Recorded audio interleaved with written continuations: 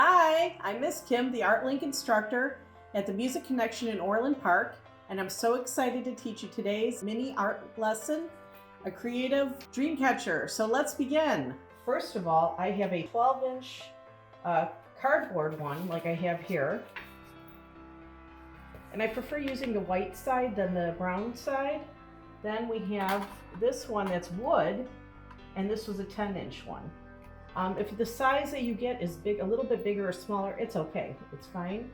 Now, the other parts that you're gonna need is glue, because you're gonna need to glue all these feathers behind there, and you're gonna need a good amount of glue. I have some colored yarn that I had balled up, just a little extra, that was multicolored. Found it was very appropriate for this project. You could do something like this or whatever colors you prefer. And I measured them out to be about 13 inches. To like 20, give or take. It doesn't have to be exact. You'll need about 5 strands. So we're not going to need all this. Also, you're going to need is a paint knife. If you don't have a paint knife, you can even use like a plastic knife or a butter knife. Whatever you use, you're going to have to clean it right away and then come back to your project. You can always press pause. And then here are the colored glues I got from Crayola. So they're pretty inexpensive, you get a lot, and you can do many of these or other projects. Then I had a bag of feathers I bought. Do the colors you want, but when I think creativity, I'm thinking all the bright colors, your primaries, your secondary, and your tertiary colors. And then I have foam cutouts. I have ovals, I have triangles and squares, and I have circles. I also have gems or jewels that are big and bold and sparkly, and I have sequins. If you don't have the jewels, it's okay. You could just do sequins or vice versa, however you want to do it, but something with some glitter. I have toothpicks because it helps when you're gluing down a sequin. When you put the glue down, you push it down, it kind of helps to secure it down onto your piece. Hot glue gun. Ask a parent to help you with this. If you don't want to use this, you're just going to have to use more glue. So be safe, please. So I'm going to open up the red, and I start in the center to create this. And I just start a dot and I just go around, like all the way around. You're making a spiral and you're not going to stop.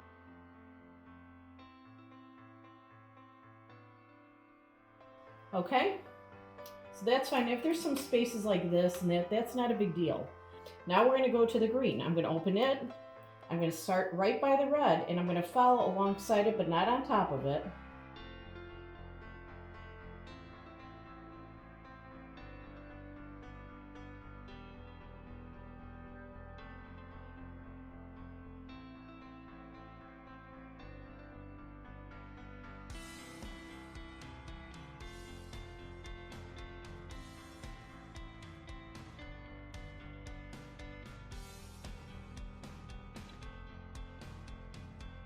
Now, while it's wet, you want to take your paint knife like this, or like I said, you could use a plastic knife or a butter knife, and you're going to do this effect here, where in the center, you're going to kind of just go smush it around with the flat surface of the paint knife, just like I'm doing here.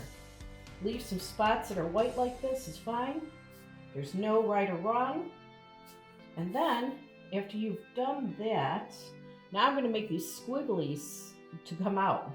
And it's kind of like tie-dye. Isn't that cool?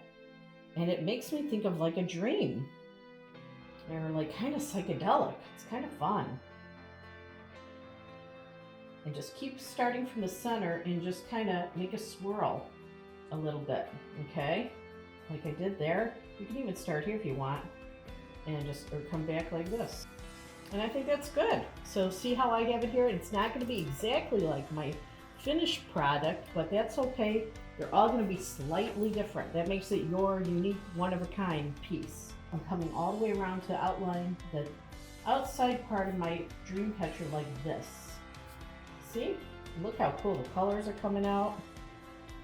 And go all the way around, like so. Make sure the edge, you get to the edge. I just thought it made it finished off the Dreamcatcher nice like that. Isn't that fun? Okay, this is the part where you would stop the video and have this cleaned off with a paper towel and soap and water. I added some foam circles and stuff, so I'm going to go ahead and pull out some foam pieces that I have so I can spread them out, and I'm going to start with a big dot right in the center, a yellow one. Now I layered it and I put a gem. So, and I'm just putting a little, I squeeze the trigger, or like that is fine. And then you're gonna go ahead and put your little square right above with your finger and push down. You're gonna push it into the glue so it all glues together. I'm gonna get some gems that I have here. I'm gonna open this up and I'm just gonna pick a pretty gem to go in the center. I'll see a color I like in the shape.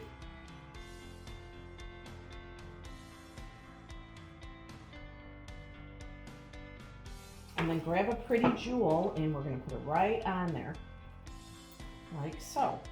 Watch your fingers because it's being a little hot, that glue, just push it down. Okay, and let it dry, leave it alone. Next, I'm gonna go around and put bigger pieces around the Dreamcatcher, like an oval.